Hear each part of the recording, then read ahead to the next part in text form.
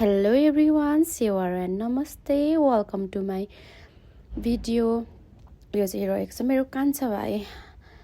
आज चाहिँ हाम्रो गाउँमा तेह्रथुम जिल्ला छचौर गाउँपालिका वडा नम्बर 1 मा साथसाथै वरपरको क्षेत्रमा चाहिँ असिना परेको छ।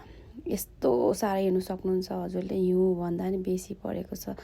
यसले गर्दा चाहिँ एकदमै कृषि क्षेत्रमा चाहिँ धेरै असर गरेको छ। विशेष गरी मटर टिप्ने बेला रहेको थियो। मटर भनेको केरो हैन, केरो टिप्ने बेला थियो। केरो सबै हान्दियो असिनाले हान्दियो हैन। अनि त्यसपछि खेतीबालीहरू सबै नष्ट गरेको छ। हजुरहरूले हेर्न सक्नुहुन्छ कतिसम्म नष्ट गर्यो होला कि यति साह्रो सेत्तामै हिउँ सरी परेको छ। जता गए पनि कृषकहरूलाई दुःख पीर व्यथा छ। अब यस्तो बेलामा पनि केही राम्रो सहयोगको अपेक्षा गरेको छौँ हामीले चाहिँ।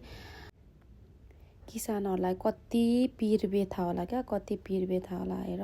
सबै सक्यो। Thank you so much for watching.